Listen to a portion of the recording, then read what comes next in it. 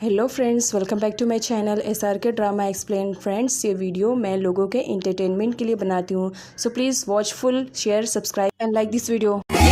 रात्रि के घर आने पर मेसा अपनी मॉम पर ही बरस पड़ती है। वो अपनी मॉम से कहती है कि मॉम, आप ऐसे कैसे कर सकती हैं? आप उस ओल्ड मैन के घर पर मुझे कैसे एक सर्वेंट के तौर पे भेज सकते हो? क्या आप सिर्फ पैसों के लिए ये सब कर रही हो? क्या आप मुझे उसकी मिस्ट्रेस बनाना चाहते हो? देखो, अगर आप ऐसा कुछ भी करना चाहते हो तो मैं ये सब काम के लिए बिल्कुल भी रेडी नहीं हूँ। यहाँ पर दिखाया जाता है जॉम भी उसी वक्त आया हुआ रहता है और वो उन दोनों की बातें सुन रहा होता है चुपके से। रात्रि अपनी बेटी को एक्सप्लेन करने की कोशिश करती है कि वो फा के लिए बात करने के लिए गई थी, लेकिन मेसा बहुत ही ज्यादा गुस्से में रहती है। इस वजह से वो अपनी मॉम की एक भी बात नहीं सुनती है और अपनी मॉम को अपना डिसीजन सुना देती है कि चाहे कुछ भी हो जाए वो ओल्ड मैन के हाउस पे कभी भी नहीं जाएगी। जोम विंडो के बाहर इन दोनों की बातें सुन रहा होता है, जिस पर जोम को समझ में आता है कि हो सकता है मीसा की मॉम ने मीसा के लिए लंबा हाथ मारा है। इस वजह से वो मीसा को किसी भी कंडीशन में खोना नहीं चाह रहा होता, बिकॉज मीसा उसके लिए एक मनी प्लांट थी। इसी वजह से वो उसे अपने पास रखे हुए था। मीसा जब गुस्से में घर से बाहर निकलती है तो जोम उसे फॉलो करते हुए उसके पास आता है और उसे कहता है कि इस तरह उसे गुस्सा नहीं करना चाहिए, बिकॉज गुस्सा उसकी ब्यूटी पे सूट नहीं करता है। साथ ही वो मीसा को कहीं ले जाने की बात कर रहा होता है। मीसा पहले से गुस्से में थी। वो जोम से कहती है कि मैं तुम्हारे साथ कोई ऐसी वैसी बकवास जगह पर नहीं जाने वाली हूँ। जिस पर जॉम कहता है, प्रॉमिस, तुम्हें अच्छी जगह पर लेकर जाऊंगा और सच में तुम्हारा मूड भी फ्रेश हो जाएगा। जिसकी वजह से मीसा उसके साथ जाने के लिए रेडी हो जाती है। जॉम फटाफट अपने कार के पास उसे लेकर जाता है और मीसा को एक प्रिंसेस की तरह ट्रीट करते हुए एक होटल में लेकर जाता है, जहाँ पर दिखाया जाता है दोनों ड्रिंक कर रहे होते हैं। जो मीसा को किसी भी कंडीशन में खोना नहीं चाह रहा था, बिकॉज वो उसके लिए क्रेडिट कार्ड थी जिसे यूज करके वो कभी भी पैसे ले सकता था। इसी वजह से वो मीसा से कहता है कि वो उससे बहुत ही ज्यादा प्यार करता है और मीसा कभी उसे छोड़कर ना जाए। अब यहाँ पर दिखाया जाता है जॉम भी काफ़ी नशे में रहता है और मीसा भी।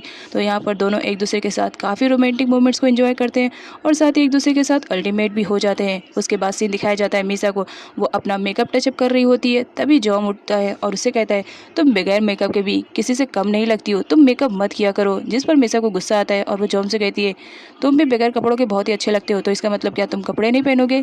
देखो, ऐसी कोई बात नहीं है। अगर तुम चाहते हो कि मैं और भी ज़्यादा प्रीटी और खूबसूरत दिखूँ तो तुम्हें जल्द से जल्द बहुत सारे पैसे कमाना चाहिए। जब तुम पैसे कमाओगे तभी तुम अपने ब्यूटी प्रोडक्ट को लेकर आ पाओगी और इससे भी ज़्यादा खूबसूरत बन पाओगी। और अगर तुमने ऐसा नहीं किया तो मैं किसी रिच पर्सन के साथ अपना आगे का रिलेशनशिप कंटिन्यू करूंगी। जिस पर जॉन को बहुत ही ज़्यादा गुस्सा आता है। वो मीसा के पास जाता है और उसे कहता है, तुम अगर ऐसे करने के बारे में सोचोगे भी ना तो याद रखना, तुम्हारा जो ये प्रीटी वाला फेस है ना, मैं उस पर कट लगा दूंगा, बिकॉज मैं कभी भी ये नहीं चाहूंगा कि मेरी गर्लफ्रेंड किसी और के साथ रहे। समझ रही हो ना मैं क्या कहने की कोशिश करूँ? मिस्टर जॉम से कहती है, अगर तुम फ्यूचर में नहीं चाहते हो कि मैं कुछ भी ऐसा वैसा काम करूँ तो जितनी जल्दी हो सके पैसे कमाओ, ताकि मैं भी मेरी मॉम को ये साबित कर सकूँ कि मैं जिसे प्यार करती हूँ वो बहुत ही अच्छा बंदा है। साथ ही वो कहती है कि मुझे यहाँ पर आए हुए काफ़ी टाइम हो गया है, मॉम मेरा वेट कर रही होंगी। घर जाने पर वो मुझे चिल्लाएंगी। ऑलरेडी मेरा और मेरी मॉम का काफ़ी झगड़ा हो चुका है और मैं सीन क्रिएट नहीं करना चाहती हूँ। जिस पर जॉम मुझसे कहते हैं, तुम रेडी हो जाओ, मैं फटाफट तुम्हें घर पे ड्रॉप कर दूंगा। जॉम वॉशरूम में फ्रेश होने के लिए चला जाता है। अब यहाँ पर मीसा को दिखाया जाता है, जो दिल दिल में सोच रही होती है कि काश कोई मुझे रिचेस्ट पर्सन मिल जाए तो मैं इस जॉम को भी छोड़ दूंगी, ये मेरे फेस पे क्या कट लगाएगा। नेक्स्ट सीन में रात्रि को दिखाया जाता है, जो फा के सामने मगरमच्छ के आंसू बहा रही होती है और उसे कह रही होती है कि काश तुम्हारे फादर जल्दी से ठीक हो जाए तो हमारे घर की भी कंडीशन ठीक हो जाएगी। यहाँ पर रात्रि फा को इमोशनली ब्लैकमेल करती है और उसे कहती है, वो दिन कितने अच्छे थे ना जब तुम्हारे फादर बिल्कुल ठीक हुआ करते थे। मैं भी यही चाह रही हूँ कि तुम्हारे फादर जितनी जल्दी हो सके वो ठीक हो जाए। आफ्टर ऑल हमारी फैमिली कितनी अधूरी सी है, उनके बगैर वो हॉस्पिटल में रहते हैं और यहाँ पर हम घर में कहीं पर भी शांति नहीं रहती है। रात्रि फर्स्ट टाइम फा से इस तरह से बात कर रही होती है, जिसकी वजह से फा भी काफ़ी इमोशनल हो जाती है, बिकॉज बात उसके फादर की हो रही होती है। यहाँ पर रात्रि उसे कहती है कि तुम्हें चाहिए कि तुम जितनी जल्दी हो सके फुल टाइम जॉब कहीं पर देख लो, ताकि हमें पैसे ज़्यादा मिले। अगर पैसे ज़्यादा मिलेंगे तो इससे हम तुम्हारे डैड का इलाज जल्दी करवा पाएंगे और उन्हें किसी अच्छे हॉस्पिटल में भी शिफ्ट कर देंगे, जिसकी वजह से तुम्हारे फादर हो सकते हैं जल्दी ठीक हो जाए। यहाँ पर फा को भी रात्रि की बातें अच्छी लगती है। वो कहती है, मैं जॉब की तलाश कर रही हूँ बट मुझे अभी तक कहीं पर जॉब नहीं मिली। जिस पर रात्रि कहती है कि मैं तुम्हारी मॉम हूँ, मैं इतना तुम्हारी तो हेल्प कर सकती हूँ, मैंने तुम्हारे लिए जॉब ढूंढ लिया है। रात्रि फा से कहती है कि जॉब भी अच्छी है और उसमें सैलरी भी तुम्हें अच्छी मिलेगी, इससे हम तुम्हारे डैड का जल्द से जल्द इलाज करवा पाएंगे। जिस पर फा रेडी हो जाती है उस जॉब पर जाने के लिए। अब यहाँ पर रात्रि को दिखाया जाता है, फाइनली वो अपने प्लान में कामयाब हो गई थी, तो इस वजह से वो फा को हक कर लेती है। नेक्स्ट सीन में केट को दिखाया जाता है, जो मॉर्निंग में डाइनिंग टेबल पर ब्रेकफास्ट करने के लिए आता है। सर्वेंट उसके लिए ब्रेकफास्ट लेकर आती है और उसे बताती है कि मैंने पर्सनली तुम्हारे लिए बनाया है, इसे टेस्ट करके बताओ कि ये कैसा है, क्योंकि वो डिश उसकी फेवरेट रहती है। तभी यहाँ पर दिखाया जाता है, एक पोलाई नाम की लड़की की चमची आती है और उसे बताती है कि पोलाई ने तुम्हारे लिए खाना भिजवाया है तो तुम इसे खाओ, वो बहुत ही ज़्यादा अच्छा है। तभी वहाँ पर एक लड़की की एंट्री होती है। एक्चुअल में इसी लड़की का नाम पोलाई है और वो केट को बहुत ही ज़्यादा लाइक करती है। यहाँ पर वो आती है और बताती है कि मैंने ये अमेरिकन स्टाइल में फूड बनाया है, तुम एक बार टेस्ट करो, आई होप तुम्हें अच्छा लगेगा। बट यहाँ पर केट को दिखाया जाता है वो पोलाई का खाना टेस्ट नहीं करना चाहता था, बिकॉज उसे मालूम था कि पोलाई खाना अच्छा नहीं बनाती है, इस वजह से वो टेस्ट करने से मना करता है। लेकिन पोलाई उसे ज़बरदस्ती टेस्ट करने के लिए कहती है, जिस पर केट रेडी हो जाता है, बिकॉज वो उसकी बचपन की दोस्त थी। और यहाँ पर जो पोलाई रहती है वो केट को लाइक करती है, लेकिन केट पोलाई को सिर्फ बेस्ट फ्रेंड ही मानता है। अब इधर दिखाया जाता है पोलाई की चमची सर्वेंट को वहाँ से लेकर चली जाती है, ये कहते हुए कि इन दोनों को हमें अकेला टाइम स्पेंड करने देना चाहिए।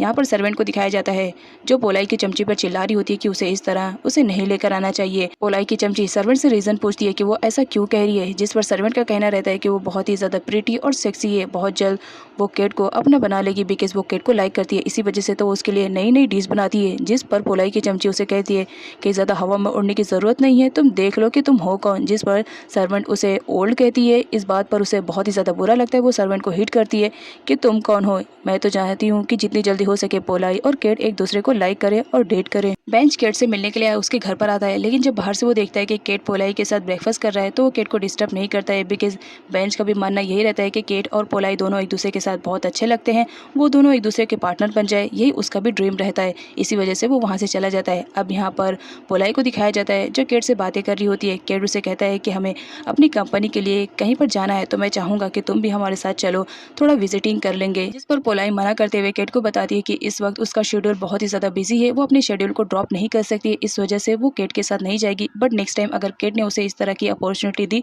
तो वो ज़रूर जाएगी।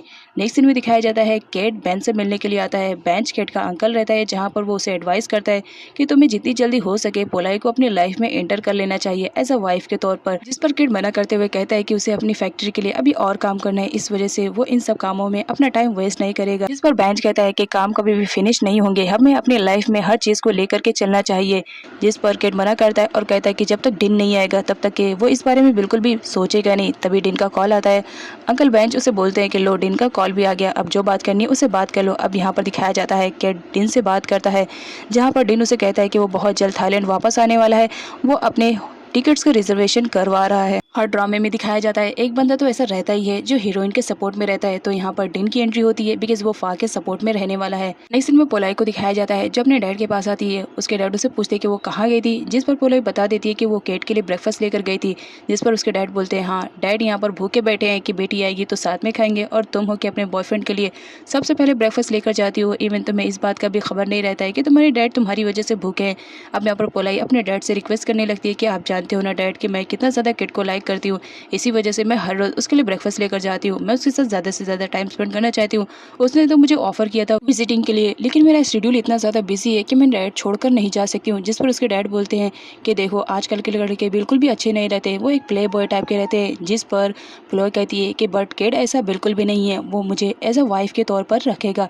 जिस पर उसके डैड हंसते हुए बोलते हैं जब वो तुम्हें अपनी वाइफ बनाएगा तो इसका मतलब मैं उसका फादर इन लॉ बनने वाला हूँ। नेक्स्ट में फा को दिखाया जाता है जो अपनी कंपनी में पू से मिलती है और उसे बताती है कि वो अब ये जॉब छोड़ रही है बिकॉज उसने कहीं पर जॉब ढूंढ लिया है फुल टाइम के लिए। जिस पर पू उसे समझाने की कोशिश करता है कि तुम्हें हमारी कंपनी को छोड़कर नहीं जाना चाहिए बिकॉज काफ़ी टाइम से हम दोनों एक साथ काम करते हैं। जिस पर फा कहती है कि नहीं मेरी मॉम चाहती है कि मैं वहाँ पर काम करूँ, इसी वजह से वो जॉब छोड़ देती है। अब जब वो वहाँ से जा रही होती है तो पास्ट में अपने साथ बिताए हुए सारे अच्छे मोमेंट्स को याद करती है कि इस कंपनी में उसे कितने अच्छे लोग मिले थे। जिस दिन उसका बर्थडे था सारे लोगों ने मिल करके फा का बर्थडे सेलिब्रेट किया था। और यही सारी बातें सोच करके कंपनी से रोते हुए बाहर निकल रही होती है, तभी उसकी मुलाकात हो जाती है टॉम से। टॉम उसे देख लेता है और समझ जाता है कि ज़रूर कुछ ना कुछ गड़बड़ है। वो फा को एक रेस्टोरेंट में लेकर जाता है और उसे बातें करते हुए कहता है कि वो अपने डैड के लिए इतना ज़्यादा परेशान ना हो बिकॉज फा के डैड टॉम के भी डैड है। जिस पर फा कहती है कि मैं तुम्हारी हेल्प ले नहीं सकती हूँ। जिस पर टॉम उसे कहता है कि तुम अगर मुझसे इस तरह से हेल्प नहीं ले सकती हो तो तुम एक काम क्यों नहीं करती हो, मैं तुम्हें बहुत ही ज़्यादा लाइक करता हूँ, मैं तुम्हें अपनी ब्राइड बनाना चाहता हूँ, तुम एक बार मुझसे शादी कर लो, उसके बाद तो मैं तुम्हारे हस्बैंड हो जाऊँगा, तो इस वजह से मैं तुम्हारे डैड की हेल्प भी कर दूंगा। जिस पर फा टॉम को मना करते हुए कहती है कि वो फा की वजह से अपनी लाइफ को स्पॉइल मत करे, बट यहाँ पर टॉम का कहना रहता है कि मैं तुम्हें बहुत ही ज़्यादा लाइक करता हूँ, मैं तुम्हारे लिए हमेशा वेट करते रहूँगा। फा उससे कहती है कि फ्यूचर में तुम्हें मुझसे भी अच्छी लड़की मिलेगी, तुम मेरी वजह से अपनी लाइफ को स्पॉइल मत करो। लेकिन यहाँ पर जो टॉम रहता है वो मानने के लिए रेडी नहीं रहता है और वो फा से कहता है कि वो इसका इंतजार करेगा। नेक्स्ट में फा को दिखाया जाता है रात्रि के कहने पर वो अपनी पैकिंग कर रही होती है बिकॉज रात्रि ने उसे कहा था कि वो जिस जगह जॉब के लिए जा रही है उसे वहीं पर ही रहना पड़ेगा। फा अपने मॉम डैड की जब फोटो देखती है तो बहुत ही ज़्यादा इमोशनल हो जाती है और बहुत ज़्यादा रोती है। साथ ही वो अपने डैड से प्रॉमिस करती है कि वो बहुत जल्द अपने डैड से मिलने के लिए वापस आएगी। सो फ्रेंड्स, आगे की वीडियो और भी ज़्यादा इंटरेस्टिंग और अमेजिंग होने वाली है। देखना मत भूलिएगा कि फ़ा के लाइफ में और आगे क्या होता है।